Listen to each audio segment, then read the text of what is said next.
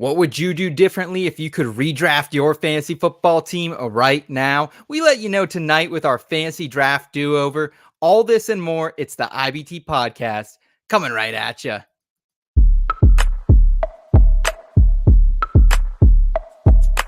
I've been going dummy, out of bounds, putting on a clinic. Stick around, carrots in my hardware. KC, caught him in the crosshair. Look at me, been the guy calling Mr. MVP. Keep your ass on the bench by my MPC. Earn my stripes like I fixed this league. Your dog's on the turf, my dog's in the street. You can find me somewhere in between. Never a dull moment like a movie scene. About to do the ops like I did this beat. Let them keep talking RG3. Coming to you live. This is the In Between Fantasy Football Podcast. All right. It is Tuesday, October 8th, 2024, and this is the In Between Fantasy Football Podcast, your place for both a refreshing and feel-good take on fantasy football and NFL gambling. I'm your host, Seth Wilcock. The football world is a buzzing. I'm just grateful to be able to chat here with y'all about it tonight. I am joined by a guy who is feeling the fall. He's shipping his kids to and from karate, baseball, soccer, lacrosse, wrestling practice. Big business son of a bitch. Also likes to do a little light ranching on the side as well. He's Eric Romoff. Eric, what's going on, pal? Man, we living good tonight. We out here fresh off of baseball, like you mentioned, never not going anywhere, but never not missing this this IBT podcast, right? Heading into week 6, which I can't really compute in my brain that we're the into the season already, but stoked to be here. Stoked to redraft some teams too. Absolutely. Yeah. I'm pumped up on it. We have a loaded program. I'll tell you about the slate in a minute, but I also want to tell you about something cool we have going on here at IBT, and it involves our other co-host here tonight. We are starting a new entertainment betting show, Popcorn and Root Beer. It'll be hosted by yours truly, Steve Lawson. Steve, congrats on the new show, man. Excited to finally announce it to the world.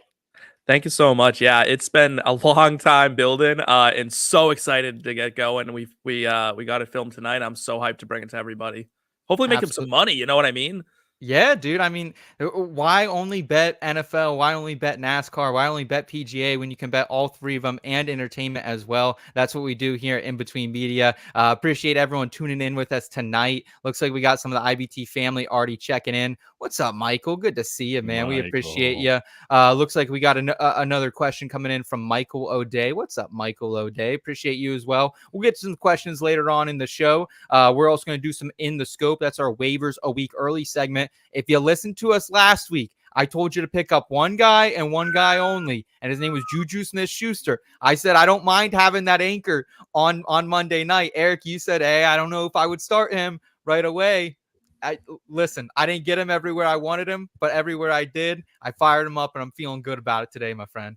Man, you are damn right. I was not sure if I was starting him anywhere, but I was certainly chasing the opposite side of my take with a little alt receiving line bet, with a little alt receptions bet. Had a nice day in those betting streets because of Juju Smith-Schuster. I think his line was like 14.5 yards and a catch and a half or something. So teased those suckers up, parlayed them together, had a nice little betting night. Glad to hear it, man. We're also going to be running this motherfucker back as well. We're going to be redrafting the first 2 rounds of fantasy drafts tonight. So excited to do that with you as well, because we got to reevaluate, man. Everything isn't what it was 5-6 weeks ago when we were drafting, enjoying beers with our friends out in Canton. Vibes were high. Shit's changing. We got to stay on our feet, got to keep our heads on swivel. Also, keeping his head on a swivel is our behind-the-scenes producer, Yinzer Ginger legend Kyle Scott. Kyle, how's the fall hitting out there in the Berg for you? Have you been up the incline yet? Have you seen that foliage or been out to Kennywood maybe? Got on any coasters lately? No, I have not been to the incline down there. I haven't been to any of that yet. The real talk of the town out here is there is a Ferris wheel on the Roberto Clemente Bridge right now. I heard that. Part of Oktoberfest. That's what's going on out here. I'm excited to be on the podcast with you boys. It's going to be a great show. Let's go Mets. Let's go Mets. Hey. Yeah, It would might. I did hear about that. That was like big news on Facebook for Pittsburgh. That yeah, they do have a Ferris wheel there. So, Kyle, have you been there yet? You gonna take the lady there? What's the deal with the Ferris wheel here? No, I have friends that have been on the Ferris wheel. I haven't been myself yet. It's upcoming. It's in the plans. Okay. Okay, fair enough. Again, just want to shout out everyone for joining us here each and every week and for making us part of your weekly mix. We hopefully bring a little bit of fun back into your work week. The easiest way to support us is give this video a thumbs up and hit subscribe if you aren't already. And let's go ahead, boys. Let's go ahead and jump here right back in the day.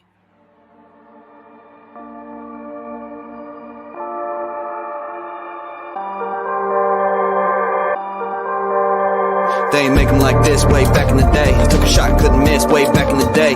Couldn't predict how it could all change. Don't you ever forget how far we came. How far we came. Never forget how far we came. How far we came. Remember how it was way back in the day.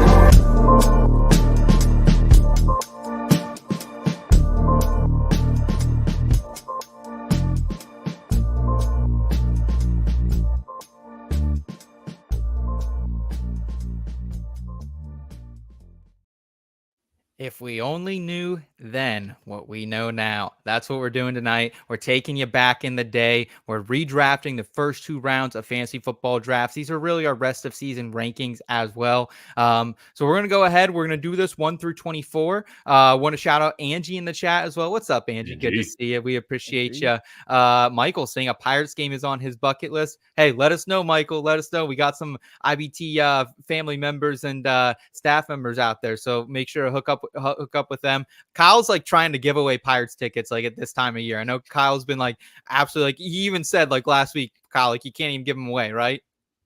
Hey man, this time of year there are no Pirates tickets, as we all know. No Pirates in October. Yeah. No, Well, no.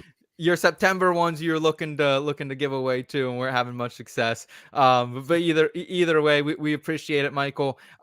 Steve, I want to get to you though. You do have the first pick in this draft. Who's the 101 starting over, man? Where did we go wrong? So it's a player that I think a lot of people went wrong on, and I'm very grateful. In my home league, I bought the dip, and that's Alvin Kamara. The 101 for the rest of the year is going to be Alvin Kamara. He is absolutely locked into a massive role. They said it on Monday Night Football. This team runs 55% of the time, and most of those carries are going to Alvin Kamara, not to mention his usual diet of passing work. Now, Derek Carr just went down. You might be saying to yourself, this isn't a good pick anymore. Au contraire, my friends, because what do backup QBs love to do more than anything else, and that is dump it off to their running backs. And Alvin Kamara may still be the best in the league at being a dump-off running back catcher. Alvin Kamara may well average 25 points per game the rest of the season. 25 is a lot. 25 is a lot. But I'll be honest, I didn't hate what we saw out of the backup there. Who was it? Jake Hayner, I think, who came in there and we sliced him up a little bit. And him and Rattler are going to be going at it for it. But either way, Alvin Kamara is going to be a primary target. I'm curious to see what this injury is. I don't know if I can get to 101 with Kamara. I'm going to be honest. I don't think he would be my pick for the 101, but I think he's up there.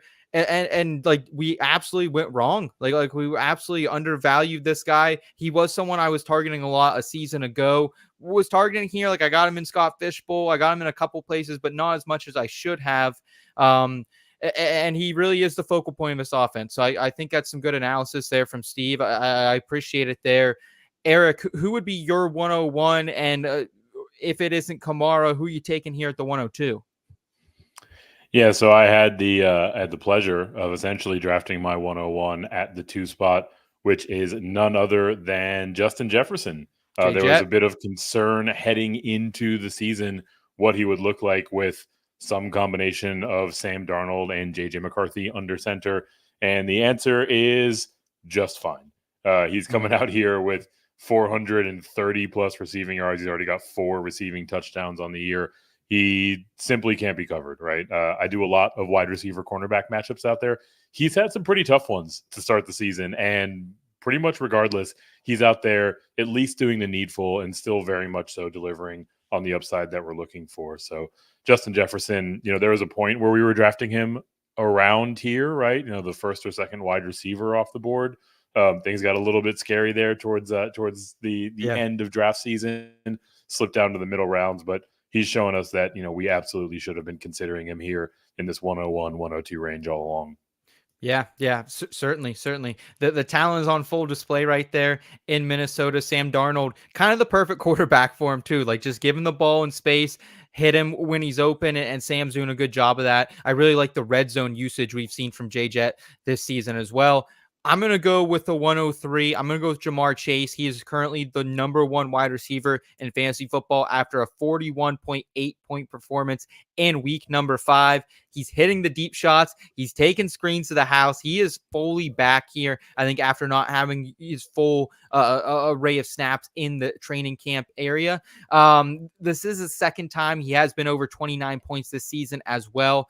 I think there's just few players who have this amount of upside. And this Cincy defense, guys, like, it's cheeks. Let's honestly like be serious about it. This is one of the worst defense, second worst scoring defense in the league. So I think they're going to continue to be down. I think Chase is going to be used appropriately. The upcoming schedule also glorious for him: Giants, Cleveland, Philly, Las Vegas. So am I wrong here for going Chase at 3, guys? Probably not. I mean, listen, you're right. That defense is absolute ass. So it's not going to get much better unless they go and make a move for 2 defensive players, because it's just been so bad. Yeah, Ja'Marr Chase is getting plenty of targets and he's making the big plays. Should have paid Jesse Bates, Eric. They should have paid Jesse Bates. Yeah, probably. I mean, they got a lot of expensive players on their books, right? At some point, you got to make that compromise. One of the players that is very expensive for them is Ja'Marr Chase. So when you see an organization back up the Brinks truck like that, it's very much so an indication of how we can expect them to perform on the fantasy field. Yeah, I'm going to go to number 4 here. It's Breece Hall, and it's been a couple disappointing weeks for the kid, for the truth. But he did this last year too. I remember at different points, I think week 2, he had a really down performance. And then right before the fantasy football playoffs, he had like a 2, almost a donut. And then he comes out, drops a couple 40 burgers. Everyone loves him. He's a league winner. Make no mistake, though, I do not think that this offensive line is worse than last year. I know the run game hasn't been moving as good as last year, but it is better. These players are better than what they were using. They were using practice squad guys. They were using guys they were finding off the street last year. I think this offensive line is taking time to gel, especially in the run game. But I think they'll get it together. And still, Devon Achane and Alvin Kamara are the only running backs with more receptions. He's still getting the targets. We didn't see them over in London. And when shit hits the fan in like it has this week in New York with Robert Saleh being fired, where do you go? Where are you looking for answers? You're feeding your best players. Breece Hall is the best player on this team. He's going to start getting more work here, I think. And I'm not afraid of the Jets, man. Times get tough out there for my frisky Jets, and we keep being frisky, baby. Let's go. Jet ride, baby. Jet ride. The frisky Jet bias on full display. I mean, I could probably nitpick at this selection, but I think it's perfectly defendable, right? The only thing that I would worry about when you say, what do you do when you have an interim coach come in? You get the ball to your best player. The real interim coach also thinks he's the best player on this team. So we don't know exactly what Coach Aaron Rodgers is going to do when he gets out there and officially has the clipboard in his hand. Why does everyone think Aaron Rodgers is the guy pulling the strings here? Because he wanted the Jets owner had a incredible meeting. Reporting that they had exactly a meeting what happened yesterday, and today the man's fired and was blindsided by it. He showed up to work today. And then he got escorted out by security. They didn't even do that to old Adam Gase. So Michael saying Breece ahead of Kyren here, maybe at the end of the year, but now I'll go with Kyren. Listen, I mean, I'm going to be honest. I feel like I've been down on Kyren all season, so he was kind of lower in my rankings here, and I think overall that's why he is pushed down a little bit. But Kyren's a very justifiable pick. For me, it's just the injury concern is kind of what scares me a little bit with Kyren Williams. And I guess you could say that about multiple players, like kind of Michael's earlier comment here in the chat as well. I think a lot of fantasy managers get scared about age, but we forget that some guys are outliers. Yeah, Alvin Kamara is one of those guys proven to be an outlier. Derrick Henry, outlier. So, I totally get that. Eric, I want to come to you, though, with the 5th pick. And I totally agree that 4, 5, and 6 felt like a very like close tier, and I could have almost gone multiple ways, including where you went here at 5. Yeah, it definitely started to get tight in this tier in particular. I was actually very happy when this player made his way back around to me, because I know that you are an anchor, robust RB type of drafter. Yeah. So I was delighted to select Saquon Barkley here, the number one player in terms of average fantasy points at the running back position this year, 24.5. And we talk a lot about the modern age of the running back in today's NFL, and how finding a guy that can get 63, 68, 70% opportunity share is fantastic. Saquon Barkley has a 90% opportunity share in this backfield. It is all his. This is an offense that absolutely is maximizing his potential right there, using him to the utmost of his skill set and his ability. This is going to be a fun ride. Yes, they're going to be a little bit less concentrated in terms of how they generate their offense when AJ Brown, when Devonta Smith comes back. But honestly, I think it's more of a high tide raises all ships thing, right? He might not have as big of a role in the offense when they're at full strength, but I think this offense is going to take a dramatic step forward when those guys return, and he's going to make up for that with touchdown equity. The only concern with me coming into the season with Saquon, I think I was kind of right in line with consensus, Eric. I know you were maybe a little bit lower on him, but I still think overall, like, I was concerned the pass catching would go down, and the pass catching hasn't been as plentiful. But at the same time, his rushing has been off the charts at career highs. So that's kind of been the difference there. They're using him in the red zone as well, which has been great. So, Steve, I want to go from the heavy running backs that we've been talking about lately to maybe a little more speed, maybe a little more youth, maybe a little more nimble wide receivers here. What are you thinking at pick 6 and 7 rest of season rankings? Yeah, at pick 6 and 7, I mean, I looked and I said, you know what? Let's get some wide receiver love in here. And I went with Malik Nabers at number 6. Listen, before last week, he was the number 1 wide receiver in fantasy football, and you cannot argue with the target share that man has. I mean, he's seeing 18 targets in a game, 15 targets in a game, 13 targets. I mean, this guy is getting just absolutely fed the ball. And we'll talk about him later, but like, we saw Darius Slayton pop off in this little like offensive scheme they have going on. This offense is designed to feed this man the ball, and he is feasting on it. Talking about feeding a guy a ball, well, my next pick, I went with Amon-Ra St. Brown, because you know what? That dud he dropped in week 1 was an absolute outlier, as we all knew it would be. I hope you bought low when you could, because Amon-Ra St. Brown, the sun god himself, is here to stay. He is a fantasy staple. He is him, right? That's what this man is. He is so good. Like, he's uncoverable. He's good in the red zone. He's good between the 20s. You name it, Amon-Ra St. Brown is good at it. He is my number 7 pick. Yeah, favorable schedule. Especially playing in a lot of indoor games here coming up as well for the Lions down the stretch. So I don't hate Amon-Ra there at 7. That was kind of like right in line with his early ADP as well, kind of where we were taking him in August. So I like that call. I like Malik Nabers. We called him out, Steve. I remember he was one of your breakouts, and he was a guy, hey, if you can get him in the 3rd, 4th, 5th round, wherever he was going, depending on your league type, you absolutely should have been doing it. So hats off to you for making that call this summer on the podcast. We appreciate that. And I know in my home league, I was trying to get him right on the 3-4 turn, and he went 1 pick before me. And I still think about that every single day. So Eric, coming back to you here with pick number 8, my friend. Yeah, I'm going to go for a guy that we all know to still have tremendous upside, although he hasn't exactly shown it on a consistent basis this year. CeeDee Lamb, many people's wide receiver 1 heading into the season. Oh yeah, he has been able to reach back and get up to 24 fantasy points 2 weeks ago. He got to 20 in week 2. So obviously, you know, the floor and the production is still there. For me, I think a lot of the argument that we're making about Ja'Marr Chase is one that we can make for CeeDee Lamb and these Dallas Cowboys. Their defense is going to be cheeks for the duration of this season. They're going to be in a lot of high-scoring games. Yes, we saw Jalen Tolbert have his breakout game on Sunday Night Football last week. Shout out to your guy, to your Yinzer favorite, Joey Porter Jr. Did a good job of shadowing CeeDee Lamb, even though he runs out of the slot. Most of the time, you don't see those premier cornerbacks follow their guy, their assignment into the slot, and CeeDee Lamb gets pretty favorable matchups. I think we see him return to the upside of himself that really vaulted a lot of teams to a fantasy title last year. So happy to get him this late in the draft. Yeah, absolutely. And that defense might be cheeks, but they got Damarian overshown. I don't know if you heard that from Chris Collinsworth about 500 fucking times on Sunday night, but he said, "Oh, this defense is different. They got overshown. Oh, there's interception on the play. Look, overshown. He not even near the ball. That was all him. Like, I mean, this guy talk about. I don't know if overshown's his nephew or what was going on there, but Chris Collinsworth would probably argue that this Dallas defense is good because of overshown. But either way, I like the pick of CeeDee Lamb here quite a bit, my friend. To get him here at 8 when he was my wide receiver 1 coming into the season.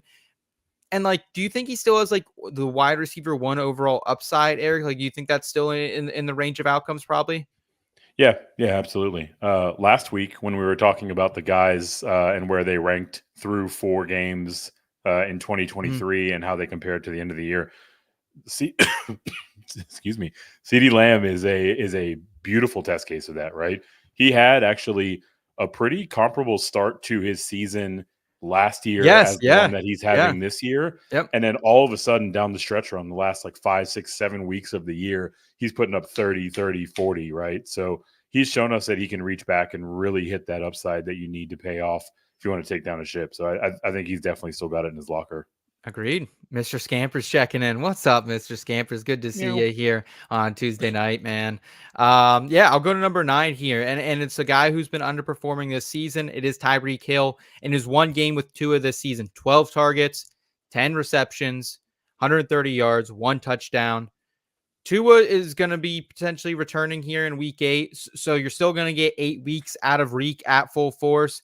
I don't think anyone will be more motivated to get their stats for the season up than Tyreek Hill, who, hey, we're in a downslide, boys, but I'm still holding tight here at number 9 with Tyreek Hill. Number 10 for me is Jonathan Taylor, running back for the Colts. He's running back 5 on a points per game basis this season, averaging 20.5 touches per game. That's unreal. This line starting to actually push some people around a little bit right now as well, which has been kind of nice to see.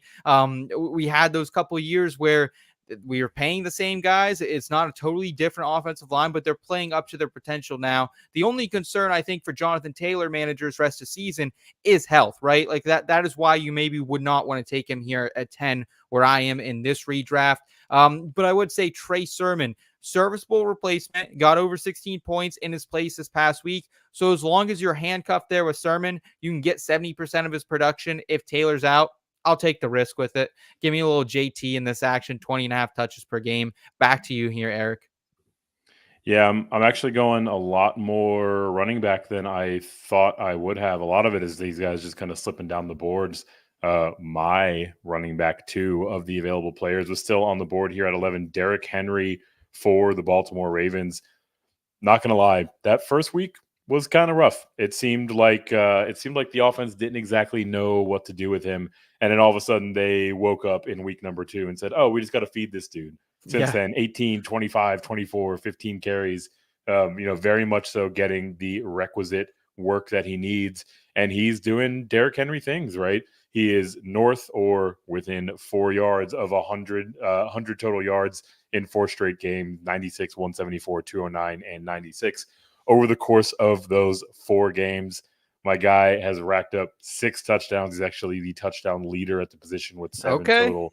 I think very much so that this coaching staff realized if we're going to go out and get Derrick Henry, like we can't just put him into the Gus Edwards role. Like we got to feature this guy, and it's bearing fruit, right? His fantasy production is through the roof. Baltimore is running the most run games or run plays per game, 35.5. So they're very much so shifting their offense to feature this guy, and get him at the back end of the first is an awesome value. I'll tell you what, man. One of my favorite bets of the offseason was Derrick Henry over 999 rushing yards. I think it was at plus 140 when I grabbed it. I threw 4 units down. He's at 572. He's at Dude, he's almost there. He's already trucking along. He's already halfway there through 5 games. So I'm feeling great about that. I know his over on the touchdowns was, I think, 9.5 as well. Mm-hmm. I wasn't as bold to take that, but that would also feel really good if you're sitting at that Feeling as great well. about that right now. Yes. So congrats on those Derrick Henry fantasy managers. Congratulations on those Derrick Henry bettors. I didn't have as much faith, honestly, to draft him just because I was a little bit burned out from what kind of happened last year, that he might not be on the field a ton. But if the Ravens can get in these run heavy game scripts, control the ball, and not fall behind in games, I think Derrick Henry has a very, very promising second half ahead of him. Back to you, Steve, here with picks number 12 and 13 of our fantasy football redraft.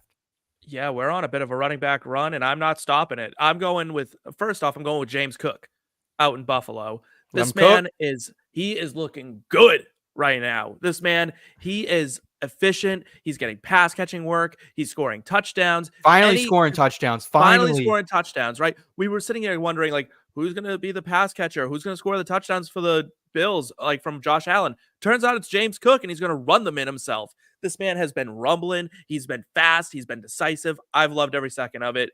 After that, I saw his name get dropped in the chat. We'll give him some love right now. Kyren Williams. Williams, you know what? Give me a Sean McVay RB1. And you know what? I probably will never doubt the Sean McVay RB1 again. After this season, it was Cam Akers last year. That's what we thought. No. But what I'm saying is, like, this, you know what? You've got to take the risk though. Because once you are established as his guy, you score just so easily. It's crazy. I don't know what it is about the system, but you feast. And Kyren Williams is doing that. And I would absolutely ride him as the 13th pick for the rest of the season. 100%. That's a great point that you make there about our guy Kyren Williams. And honestly, like, I am just like, I'm kicking myself, guys, because not only in the past was I spending like 12th, 13th round picks on Darrell Henderson Jr. when it was Cam Akers backfield, and I kept trying to, flirt with it. And then last year I go in on Cam Akers, and I was like, all right, I'm ready to get back in bed with a Sean McVay running back. That blows up in my face. So this year, what do? I scream Blake Corum all over the internet. The receipts are out there. I apologize. It's one of my worst calls of the entire season so far. And it's just been Kyren Williams. It's just been the Kyren Williams show. We did see Blake Corum at least get some snaps here this past week on the offensive side of the ball. So that was kind of sick. But yeah, like, aside from health, like, this guy's probably going to be, I mean, he could be the RB1, right, Eric? Like that is what you're getting here with Kyren Williams, early second round. 100%, right? He would be my running back 3 among the ones that we've gone through so far because of that exact reason, right? And this was the point that we made even when you were stumping for Corum, right? Like, what we know to be true is that running backs in Sean McVay's system get run into the dirt. So you're really just trying to figure out who the guy is. And clearly it's Kyren Williams this year yet again. So he's going to have a ton of opportunity in front of him. I'm kind of curious to see what this offense looks like in 3 or 4 weeks when we get Cooper Kupp back, when we eventually get Puka Nacua back, right? I don't think it's going to be quite as run-centric, but until that point, I mean, it's completely wheels up on Kyren. And even when we make that, that transition back to something more typical from what we've seen of the Rams these last few years, it's still his job. He's still going to have a ton of touchdown equity. He's going to be super heavily involved in the red zone, right? So maybe his upside's capped a little bit at that point, but I mean, that's a month away at best. Do you guys think, like, the Rams want to seriously build around Kyren Williams, or if they're sitting at a disappointing record come the trade deadline, could they ship him off? Could they ship Cooper Kupp off? They can ship Cooper Kupp and Puka Nacua. Kyren Williams holds no value. Like, and you know why he holds no value? Todd Gurley. That's why he holds no value. That teams will look at Kyren Williams and say, you've already worn his tires low. Right, like, Kyren Williams has a year left before someone comes in as the next Kyren Williams. They won't pay him. They won't. Yeah, no, and someone else will do it. It'll probably be like Corum. They've got one more year on him. After this. So and he's the type too. If he has a big season, he could come back in the offseason and want a new contract. So that could be the only thing. Maybe we do see Kyren Williams somewhere else. But it's like you said, like, he might just be more valuable to the team for what they're going to get for out on the trade Yeah. market, especially with the 2025 class looking like it is. Yeah, I don't know if there's concerns about what happened with Gurley there impacting Kyren Williams, but the RB market in general, it's so watered down to where mm, they would rather just have a guy that knows the system, has proven to be productive in it, yeah. than to take some conditional pick. Yeah, agreed with you there. Michael saying, I have Kyren, St. Brown, Nabers, and Jaden Daniels in my work league and loving it. Ooh, Yeah, all buddy. right. All right. I like that, man. I like that, Michael. Good for you, man. And saying, sorry if I'm messaging too much. I just Oh love football no, talk. No, dude, this is more. the No place such for thing. Give it. us more. Yeah, we appreciate Yeah. it, dude. We appreciate all the interaction. Let's go ahead here to pick number 14. I believe, Eric, you're back on the clock. Are you going to end this running back run? I am going to end this running back run, and I'm probably going to reach a little bit by most people's rankings. There's an injury that we'll talk about later that really was really the tiebreaker here, but going to go with DK Metcalf. A lot of this is what I have said several times over on these airways now. I am a huge fan of what Ryan Grubb is doing with this offense, and specifically how vertical it is, right? Like the stems on these route trees are 4, 6, 8 yards further Yeah. downfield than most of the other receiving routes that you're seeing out there. So anytime these guys get involved, like my pick, DK Metcalf, you're seeing these huge upside and these huge chunk plays, right? I can't really explain it, but had kind of a down game against Deontay Banks last week. Nobody has down games against Deontay Yeah. Banks. Maybe he was in his head after the fumble, but that whole game, yeah, that whole game was. yeah, It took me out of my survivor pool. It My felt brother won super outliery $1,700 from just it. in general, right? Yeah. But prior to that, 3 straight games over 100 yards, among the leaders in air yard share, and kind of like we've talked about, this Seattle defense is one that can kind of be gouged for yardage. So I think it's an environment that is going to be very fertile ground for fantasy production. I want to get and already have as much DK as I can stomach out there. Mm-hmm. Yeah. No, I totally get it. A couple things here in the chat to catch up on. Scamper saying he's watching from behind, does not agree on Kyren. He thinks Breece and Bijan firmly behind them. I love Breece, man. I can't do it. But I understand. I understand. I think other people might be there. Number 15 is Jahmyr Gibbs for me. Running back 9 in points per game, and has been arguably one of the most consistent players in fantasy football to this point. No game under 16 fantasy points in PPR scoring. I get that he isn't out there on the first series. Usually that's kind of a bummer for a player that you are taking this high. But he's still on pace for 230 carries. That is 50 more than last season. And he's probably not going to get 70 targets like he did last year, but still going to be in that 55 to 65 range in a high-powered offense. So Jahmyr Gibbs, it feels very safe. It feels fun. It feels awesome. Ride the Jahmyr Gibbs wave here in the early part of the second round. Bijan Robinson, I'm going with him for pick 16 here. And listen, nobody's happy with the return on investment with Bijan Robinson so far. And I get it. And I was one of those people not taking Bijan in the top 6 because this is kind of where I had him projected, was more of a second round pick. But if you're telling me I can still get a guy here in the second round that has 17.2 touches per game, 5th in running back receptions, 7th in yards created per touch. So he's still doing the most of what he's been giving. Kirk Cousins is heating up right now. The chains are out. The defenses will have to adjust here. They've been stacking the boxes a lot against Bijan. He's seen the 6th most stacked front carries so far this season. Also, he only has 1 TD, so I'm expecting major positive regression for Bijan Robinson. He's one of my favorite buy low players right now. I don't know, man. Bijan Robinson's been scaring me lately, and I'm starting to. I listen. This is coming from someone who I will be the first to admit was not the highest on Bijan Robinson coming out of college.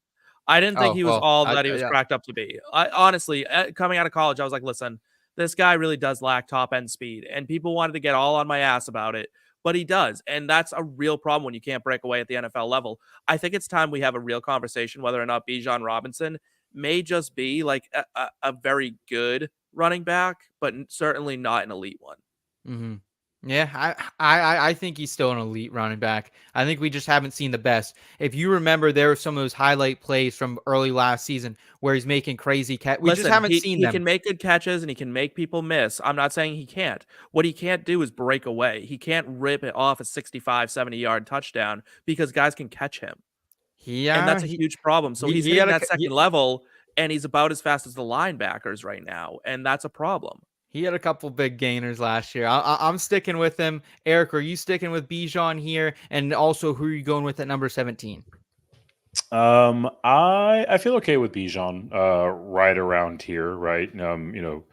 Looking back to his 105, 106 type of ADP at the offseason is clearly a bit too rich, right? The thing that's interesting is that, while we're seeing a lot more Tyler Algier, Bijan Robinson still has like a 70% opportunity share out of this backfield. So I think the troubles that we see for him are much more indicative of just kind of a struggling run game for Atlanta in general. A lot of those stacked fronts, Kirk Cousins went out and just knifed up those stacked fronts for 500 plus yards on Thursday Night Football. So maybe we get a little bit more balance, and I think brighter days are certainly ahead for Bijan. My pick is actually between the guy that I referenced earlier that I used an injury to tiebreak between he and DK Metcalf. That is my beloved Nico Collins, a man who, despite playing just one quarter last week, is still the NFL leader in receiving yards at 566. All of his underlying metrics are absolutely off the charts. We thought last year was his breakout. This year it was on track at least to be one where he was going to be in that top 3, top 5 conversation going forward, right? So now he's dealing with the hamstring injury. Initially, they said day-to-day, which is actually kind of promising news in a world where hamstring injuries are costing guys like 3 or 4 games. And then he got into the building on Monday and it's week to week. So he's going to miss this week. He might miss another. Maybe look at like the AJ Brown timeline for him to get back out there. So going to be without him for a little bit. But I think when he returns, he steps right back into a league-winning profile, specifically his role in the red zone. 41% target share when the Houston Texans are in the red zone. They are looking for him to win those 50-50 balls that go 75% his way. He has a ton of touchdown equity. Obviously, you want to get into this Houston Texans offense. So I'll eat a couple of weeks with him nursing that hamstring injury and then ride him into the fantasy championship circle. Is he first in air yards? He's got to be damn close. I mean, this guy, because he's also getting the deep shot. I think Rashid Shaheed is. Yeah, you're probably right. Yeah. I'll talk about a guy who's pretty high up in air yards here. Rashid Shaheed is actually number 2, 598. Nico Collins is 4th at 556. Amari Cooper 3rd, 562. Wow. And your leader in air yards, the first wide receiver off the board in this redraft, Justin Jefferson, 623 air yards. Holy shit. Okay. Yeah. Awesome. Awesome. Steve, over to you here now for picks 18 and 19, man. Where are you going? Yeah, I think I got 2 sexy picks right here. And the first one most people will agree with. I went with AJ Brown, right? He's finally off that injury. He's coming back this week. He's going to be a monster. He's going to be AJ Brown, right? Like, there'll be up and down weeks with him, sure, because Jalen Hurts is an up and down quarterback, and that's whatever. But AJ Brown is his favorite target, and we see what happens when he doesn't get targets. He doesn't stay too happy for too long. So those dips don't tend to last very long. But I'm more excited to talk about the guy who I took after AJ Brown, and that is scary Terry McLaurin. Oh my God, has Jaden Daniels been so fucking good this year? And honestly, they've unleashed Terry McLaurin the last 3 games, just about. I mean, they sat out. They benched Jaden Daniels and Terry McLaurin. Not benched them. They took them out. They took the starters out in the 4th quarter. The start of the 4th quarter. They did not play. That's how much these two are just shredding NFL defenses right now. The Cleveland Browns are a pretty good defense. By all accounts, that's a pretty good defense, and they went out there and made them look like chumps. Now, listen, Deshaun Watson's a big problem in Cleveland, right? But Terry McLaurin's getting his air yards. Terry McLaurin's getting his targets. Terry McLaurin's getting red zone targets. He dropped a touchdown in that game too, which ended up costing me a matchup, which sucks. But nonetheless, that was almost a monster game for Terry McLaurin and almost another monster game for Jaden Daniels. These two are one of the best stacks, maybe the best stack in the NFL in fantasy football right now. It's good. It's good. It's good. I don't know if it's top 20 good. I would, probably in my own rankings have him somewhere closer, I think top 36. But I like the call. I like you being bold and you're definitely riding the wave. You're riding the wave, and let's just hope they can keep it up. I think they can. When you have an offensive coordinator, here's what I said back a few weeks ago. When you have an offensive coordinator say we need to get this guy touches, they mean it. And there's no one else, right? There's no other star wide receiver there. This is Terry McLaurin's offense in terms of receiving. Brown would like to have a word with you. No, yeah, he's come on now. I'm just kidding. That was a total. I don't mind the call here. Eric, your thoughts on if you have any additional ones on Terry McLaurin and also your pick here at 20. Yeah, I like this call a lot, actually. Terry McLaurin is someone that I was banging the drum to buy low on after weeks 1 and 2, because in both of those games, he had either a long touchdown or a long pass that was negated by a penalty or was just narrowly overthrown, right? So clearly he is a focal point of this offense. And we've seen in the weeks following what he can be when those passes are being allowed to either stay on the board or being thrown just an inch closer to his stride. So I think we're going to be much closer to the 16, 20 point range that we've seen from him recently than the 4 and the 8 that he put up in the first couple of weeks. So love the Terry call. Mm-hmm. My next pick off the board is actually someone that I think might be a bit of a reach, someone that I'm certainly happy to plant my flag on here at pick number 20. That's Chris Godwin, currently sitting as wide receiver 7 in a points per game basis. And honestly, I mean, we were talking about him over the course of the offseason specifically when the reporting was coming out that they're going to use him back in more of a slot-centric role. We're like, if this is true, this guy can go nuts. Yeah. Yeah, but also coaches kind of lie a lot, so it's hard to say for sure. But clearly they were being genuine with us when they said that he is number 9 in the NFL with 119 slot snaps. Because of that, he's seeing a ton of man coverage. He's run 65 routes against man. He just completely knifes them up. And while the upside has flashed a couple of times, right? He's got 22 or 25 point performance out there. The floor is just so consistent, right? Every single week, 8, 9 targets, just such a big part of this offense. Love what Chris Godwin's doing. I think we're in this one for the long run. I think this is going to be shades of what we can expect from him for the duration of this season. I'm pumped up, man. That's been one of my big takeaways early this season is I kind of forgot how good Chris Godwin was because I just don't think he's been used right the last couple of seasons here in this offense. So it's been great to see him out there. I don't hate this call. It's hard for me in my head to kind of comprehend putting Godwin above guys like Mike Evans for the rest of the season, but I think you maybe can. We have to adjust, and I think that's what you're doing here, Eric. You're adjusting to what we're seeing and what the numbers are telling us, which is Chris Godwin right now is a better fantasy asset than Mike Evans, which is hard to stomach at times. I think you can go either way on that. I think that's really an upside versus floor conversation, right? Mm-hmm. If you need more consistent production, I would err on the side of Godwin. If you're cool eating a couple of 4s and 6s, route to a couple of 30s, then you should probably go with Mike Evans. Yeah. At number 21, I'm going to go with another player who will greatly benefit from Tua coming back here in a couple of weeks, hopefully. 5th in weighted opportunities, 2nd in running back receptions. It's De'Von Achane, who's also 21st in carries, despite missing almost a whole game last week after getting concussed. He's an elite upside player in the late 2nd round here. I'll take that all day. Kind of like what Eric said. If you want a guy who's going to give you a ton of consistency, it might not be Achane every single week, but he's going to have a shit ton of upside. And he at least had the role before he got injured where he was going to have a floor because he was getting so much opportunity. I still think he will have not the same role because we have seen something out of Jalen Wright and Raheem Mostert in his absence. But I think he'll still have a good role here that's worth a 2nd round investment. So I'm comfortable with De'Von Achane here. I also go with Marvin Harrison Jr. here, wide receiver 18 on the season, 2 stinkers, 2 acceptable games, 1 blow-up performance from him, a 25.4% target share. which is good, but I think they will find ways to increase that as the season progresses here. What is nice is he has 6 in the air yards, 100 per game. So he's getting high value touches on the outside. Let's just see this guy mix in the slot a little bit. Let's see getting a little more manufactured touches on screens and end arounds. Like, that's what I want to see out of them. And I think they will be forced to do that because the Cardinals are pretty competitive right now in the thick of it in the NFC West that is totally up for grabs. So give me a little Marvin Harrison Jr. here at 22. Back to you, Eric, here for 23.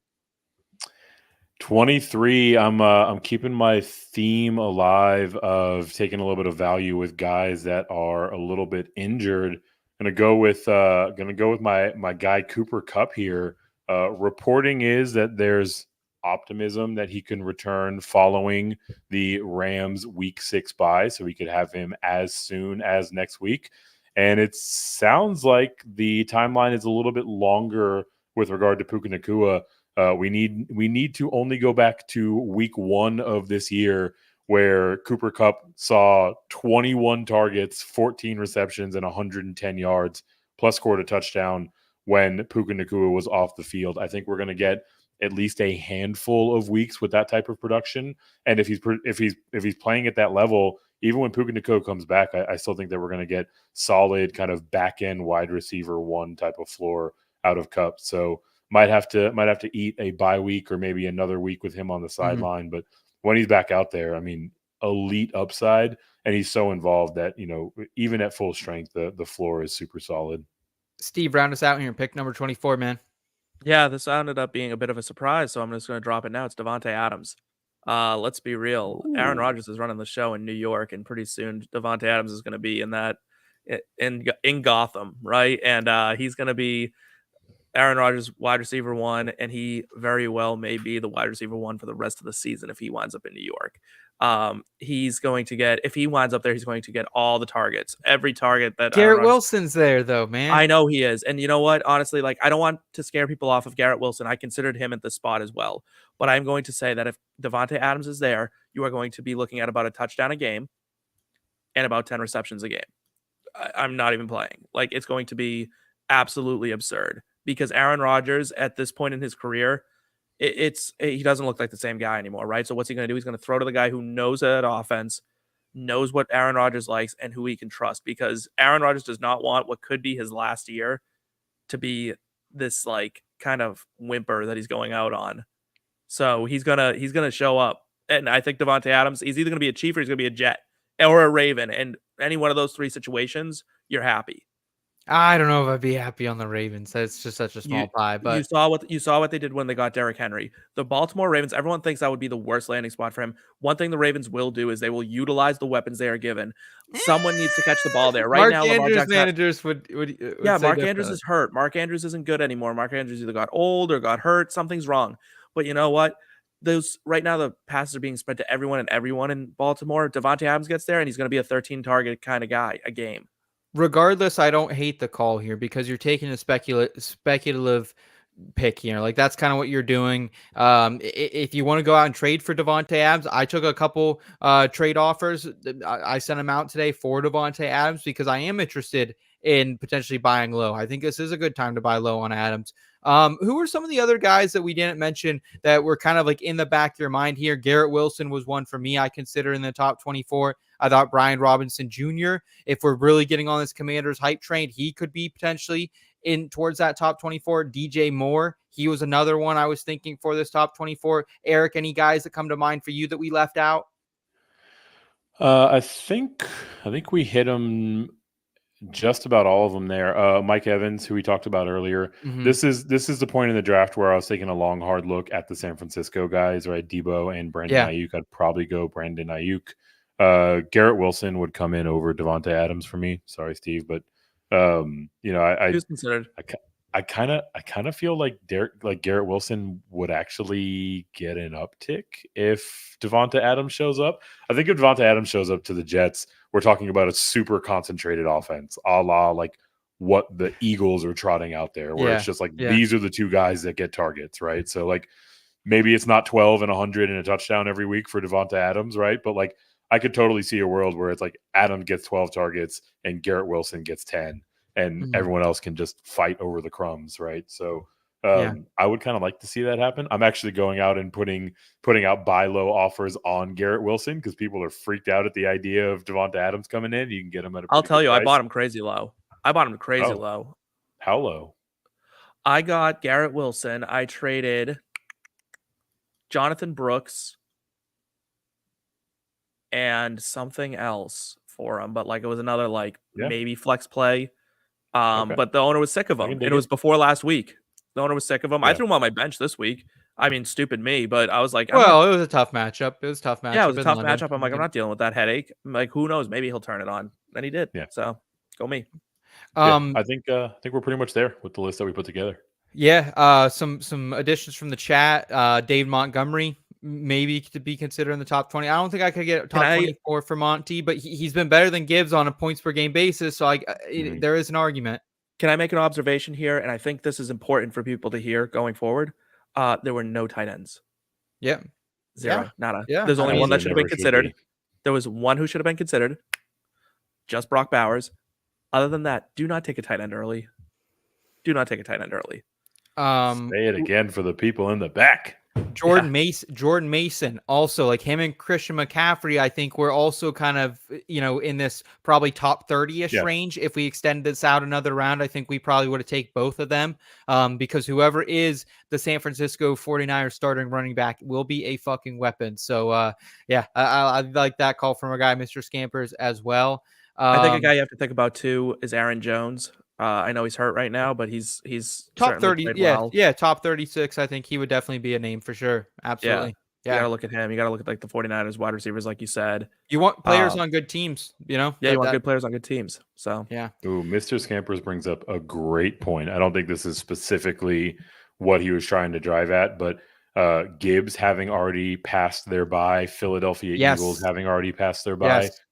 Keep this in mind when you're making trade offers.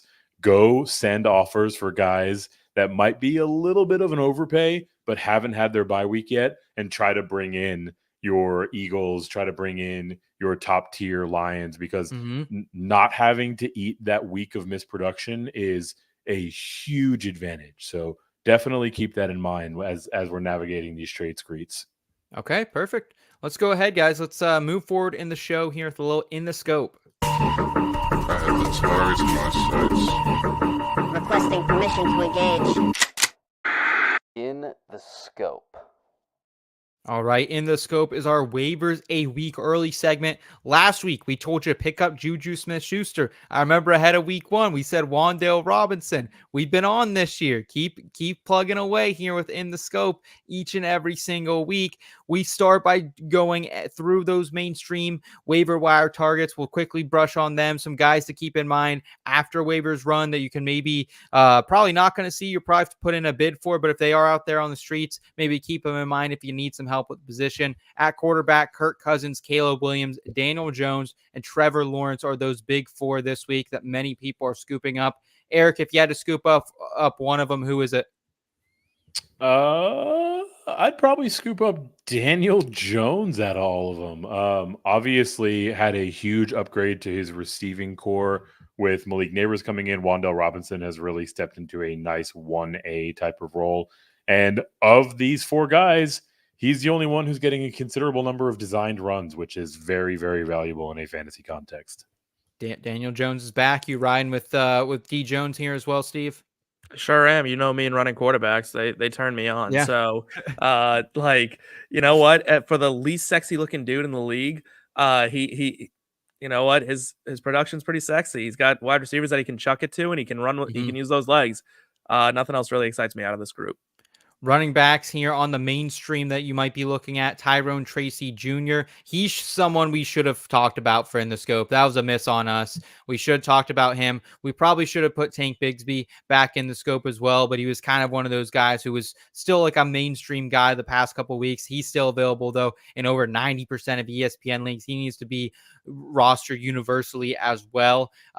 Trey Sermon, if you got Jonathan Taylor, make sure he's on your team as well. Roschon Johnson, he found the end zone once again. It's Swift's backfield, but Roschon still has his role as well. Antonio Gibson, We hit the over on his props this past weekend. We thank him for that. Didn't get the fantasy production we were looking for, but maybe in due time. We did see Ramondre Stevenson in and out of that game on Sunday. Jalen Wright, 8% rostered, should be considered as well. Alexander Madison, Tyler Algier, Braylon Allen, Cam Akers, Ty Chandler, Emmanuel Wilson, some other mainstream waiver wire running backs there. Eric, if you're looking at the mainstream, is there one that jumps off to you? The one that I like the most is my guy Tyrone Tracy, my third most exposed running back in those underdog streets. Oh yeah. I mean, look, a guy that I always felt was going to be more explosive and look better with the ball in his hands whenever he got the opportunity. And man, he answered that call this week against the Seahawks. It's not believed that Devin Singletary's absence is going to be particularly prolonged, but for a Giants team that kind of has a little bit of momentum, might try to get frisky and do something with this season. I mean, it would be a real weird look for the head coaches to look at these two pictures and try to find the difference between the two of them and not go with the guy that is clearly more explosive. So Tyrone Tracy would be the priority for me. Yeah, Singletary's always frisky, though.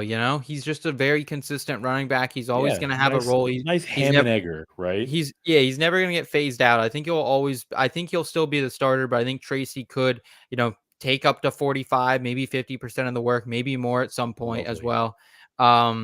Steve, is there a name that jumps off to you? I know you were high on Sermon last week. I know you've been high on Gibson in the past as well.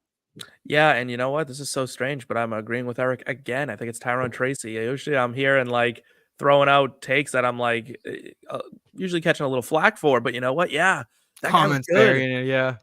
He kind of looked good, right? He looked explosive. Yeah. He's fast. I agree. As a head coach, how do you look at what he did in the production he gave you on the ground and be like, yeah, we're going to go back to Devin Singletary? You don't get this out of Devin Singletary. This without Malik Nabers, too. Without Malik Nabers, was probably seeing a couple more stacked boxes. So yeah, this guy had 130 rushing yards. This is not a joke. This man is for real. So he should be on the field and he should be on your fantasy teams. Looking at the wide receiver position here for the mainstream targets, it is Josh Downs. Another really high volume game for Downs. He's another guy we probably should have talked about a couple weeks earlier when he was coming back from that injury. Juju Smith-Schuster.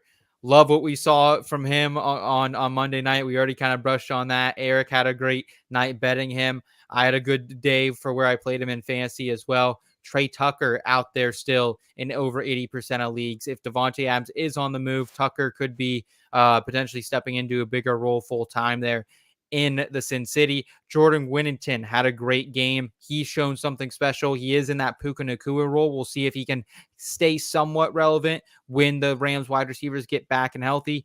Jalen Tolbert continues to march forward. That's the guy that Will put in the scope, I think, after week 1 or week 2. So good shout out for Will. Quentin Johnston coming back off the bye. We liked him. Xavier Legette, we've talked about him on in the scope earlier. Alan Lazard, Tutu Atwell. A lot of great wide receivers here. I think we don't have to pick one, but I think it's just safe to say Juju and Josh Downs guys are really the prizes out of this. But also I like guys like Tolbert. I like guys like Tucker and Whittington. It's very exciting. Yeah, I 100% agree. It's those two are the cream of the crop, and then after that, for me, it is Jalen Tolbert. And I think that's someone who he showed that he is perfectly capable of being the number 2 in Dallas, and he put up the production against a good defense. So yeah, why not pick him up? Eric, where do you go? I agree that Downs and Juju are the two to prioritize. I would preach a word of caution on both, though. It seems like a lot of Josh Downs' chemistry is coming from the golden, unaging arm of Joe Flacco. Also, the fact that he is, capable of throwing the ball to the short and intermediate range as opposed to just chucking 60-yard bombs like Anthony Richardson. So he's the one to prioritize. I don't know if he sustains this, at least quite to this level, when Richardson takes the job back. Same thing with Juju.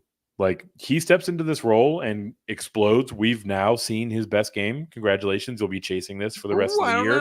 I don't know. I do know come on, Seth. definitively that this was his best game.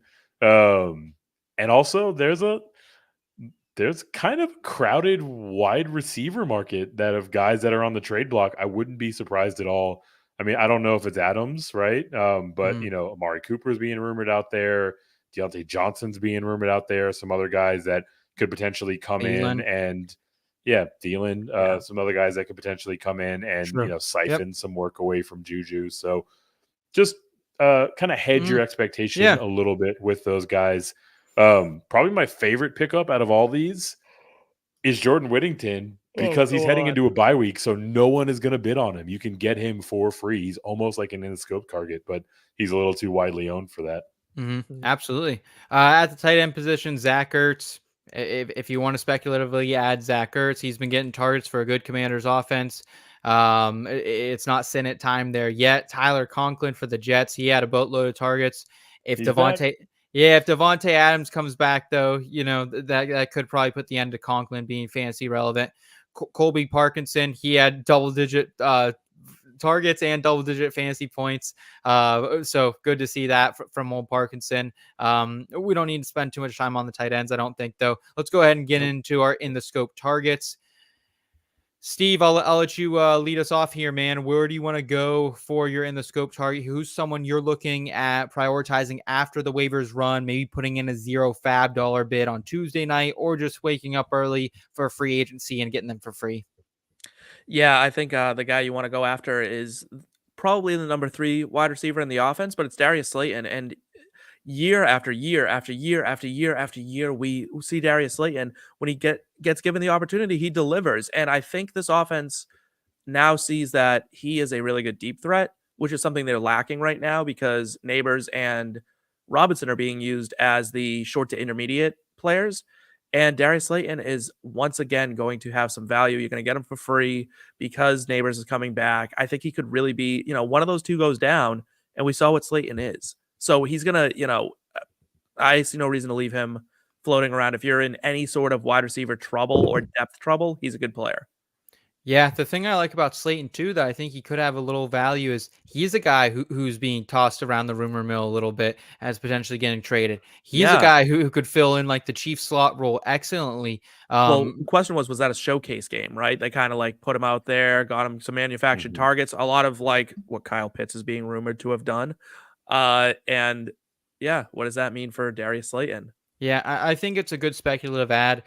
I do worry if the Giants offense is as good as like we think that maybe it could be to support a third target. That's I think the big question with Slayton. So very speculative, I think, in that sense. But I don't mind having, him if I need him for a spot start.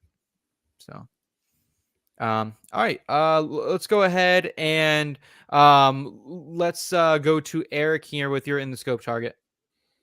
I'm going to do my favorite thing and not follow the rules. I'm going to give you 2, or at least 1, and an honorable mention. My official one is Xavier Hutchinson, the wide receiver for the Houston Texans, sub 1% owned kind of guy. We talk a lot about duplicative skill sets on this show, and Xavier Hutchinson is kind of the one of those things in the Texans wide receiver room that is not like the other. He is the one that is the closest to replicating Nico Collins' skill set. Obviously, he won't come in and perform quite like Nico Collins from an upside standpoint, but he's the one that fits most organically into that role. You look, like I mentioned earlier, Nico Collins played about a quarter of that game. After that point, Xavier Hutchinson was the second highest snap count wide receiver among the Texans. He outsnapped Tank Dell. He had a 71% snap share following that injury. He does a lot of the needful things. He's a willing and capable blocker, these things that are going to get him onto the field in a very potent Houston Texans offense. And because he only turned in a 2 for 31 effort, I don't think anyone's really going to be going there. So you can go out and put a $0 bid or just grab him at 3 a.m. or whenever you want to wake up and potentially get a guy that will have a somewhat significant role in the Texans offense. And in my honorable mention, TJ Hawkinson should be returning any day now. He is available in like a third of leagues or so. And the Vikings are heading into bye. So no one's really going to be looking for him because he's not going to have any projected fantasy points on the board this week. All right. I like it. I like it a lot. I'll round us out here with my in the scope target. It is none other than Eric Hall Jr. If you drafted Mark Andrews, if you drafted Evan Ingram or Dave Njoku, and you need a speculative tight end stash, I think it's Eric Hall Jr. He is the rookie tight end for the Cincinnati Bengals. He led the Bengals tight ends in snaps the past 2 weeks, 60% in week 4, down to 52% in week 5. He had 6 targets in that span. The next closest was our guy, Mike Gesicki, who's providing some value early, but it looks like the tides are starting to shift here in Cincinnati. He's also number 2 among all tight ends in the league in target rate. That's the percent of targets that you're getting on your routes run, with 36.4% of them. He's also number 3 at the position for fantasy points per route run, 0.61, number 7 in target separation. So I think he's a guy who, if he can get a little more volume here, he's being productive with what he's getting. So if we can see it, maybe that role expand, maybe this grows as well. The Bengals have the second worst scoring defense, as we noted earlier in the show. They're also in 7th in yards allowed. So the game script will be in Eric Hall Jr. favor more often than not. The Bengals are also 1-4 guys, so they have to kind of figure out, hey, should we start sending this guy out there more and more to see what we have in this 4th round tight end out of Iowa? Meanwhile, tight end university. So I'm in on Eric Hall Jr. here, guys. He's someone that if I need a tight end still, I'm thinking about adding. I like it. I like that pick a lot. Yeah, actually. you talk about that target rate, right? He's out there. When he's out there, he's getting targeted, and that's typically a good sign. That's usually the breadcrumb trail that you can follow for coaches to say, hey, this guy's getting on the field. When he's out there, he's doing the needful. Let's get him on the field a little more and see if these numbers project. He's participating on like 20 to 30% of routes, but in 3 of his last 4 games, he's got 4 targets. Like in the year 2024, for a tight end getting 4 targets who's barely on the field, like he is way out producing his involvement. I think his involvement's going to catch up and expand. So nice one to stick there on the back of your bench. Yeah, I agree. One here from Scampers. Scampers saying, if he's out there on the waiver wire, please add Hunter Henry with a change to Drake May. He got dropped a lot, didn't he? He did. I know, Steve. We've talked about it. I want to go back. No. It could be Stop different. it. I'm so glad we highlighted this comment because listen, thank you, number 1, for commenting. Love you. Right. But this is not it. Okay. Don't go back. Don't go back to the X. They did you wrong. They did you dirty. They cheated. They shat on your bed. Like whatever you have to think to yourself. That's what happened. Okay. Like they smacked your mom, right? Hunter Henry is not the guy you want. Don't go back to your ex. Yes. You're probably right. Hunter Henry's so sweet when it's just me and him, though. Yeah, I know. We just don't know him like you do. Yeah. Guys, we appreciate it all. Let's go ahead and round out the show here from the forum. If you're up, stuck, think about what to do. Here in between, we got advice for you. Back and forth all day, trying to pick the play. Let's hear what them boys here had to say. Presented by the Fantasy Football Advice Network. It's the Fantasy Football Advice Network that is powering from the forum tonight. Shout out to the Fantasy Football Advice Network and their app, the Fantasy Sports Advice Network. You can find it on Android, iOS, wherever you guys get your apps. Make sure you're checking this out. It's a full community of sports degens over there who can help get you the best advice in a timely fashion. They also have different communities over there. You can help monetize you as a creator, or you can just hang out, get involved with the league classifieds as well. They also have their own jersey leagues that I think our guy Michael actually is playing in, that he's saying he picked up Eric Hall in his tight end premium Cole Kmet jersey league. So yeah, I absolutely love everything the Fantasy Football Advice Network are doing. You can also find them at fantasyfootballadvice.com. And I want to get some questions here in the chat. First one here from Michael O'Day, who's been waiting so patiently since we first went live here. Quarterbacks are CJ Stroud, Brock Purdy, Geno Smith. He needs to start 2 of them, and his running backs are Kenneth Walker and J.K. Dobbins. He needs to start one of them. I'm not sitting Kenneth Walker. So I think that one's a slam dunk to me. Eric, how do you feel about our guy Kenneth Walker here? Do you think he's still a slam dunk as well? Or are you going a different way with J.K. Dobbins? And then how do you feel about these quarterbacks as well? We know that Kenneth Walker is playing Thursday night against the Seattle Seahawks. He's playing for the Seattle Seahawks. Oh, sorry, against the 49ers. I'm still going Kenneth Walker of the two, right? I mean, Dobbins has done well. The fact that we're having this conversation about J.K. Dobbins tells you all you need to know about his season. He's played very well to be part of this dialogue. On the quarterback side, this is tricky. I think I'm going to bench Geno here, in part because I don't want that heavy of an exposure to the Seahawks offense in season long, right? Like stacking is much more of like a best ball and DFS kind of strategy. And like we've talked about several times over, the Seahawks defense is kind of getting torched the last few weeks. So I would like to have the Brock side of that equation to go along with CJ Stroud against Steve's hapless New England Patriots. Yeah, it's funny because I don't know how good this Niners defense is right now. They're kind of banged up. I think they just lost their safety as well. I don't know how long he'll be out. But Kyler Murray kind of torched him a little bit early in that game, but they kind of battled back. They made him look not the best down the stretch. So I think I'm in agreement with you here. I think I am going Kenneth Walker and Stroud and Brock here. Any disagreement from you, Steven? Yeah, Steven. Yeah. I'm not benching Geno. I'm benching Brock. I'm gonna bench the least talented of the three quarterbacks. Wow. All right. Well, we haven't talked much about Brock Purdy on this podcast, but we see where Steve stands on that apparently. All right, getting through some more questions here for everyone. Looking through the chat, they're kind of in here sporadically. T Money, what's up, T Money? 10-man PPR league. He's got Joe Burrow, Josh Jacobs, Jahmyr Gibbs, CeeDee Lamb, Jamar Chase, Kincaid, DK, Wicks, Bucky Irving, bunch of other guys. He has Brooks on IR for a few more weeks here. So should he be making any moves? I mean, you're always going to be making moves here, but it is tough to, if this is your team in a 10-man, it's tough to like say who I would be dropping out of that lot, Eric. I don't think he's. Oh, sorry. Go ahead, Eric. No, go ahead, Steve.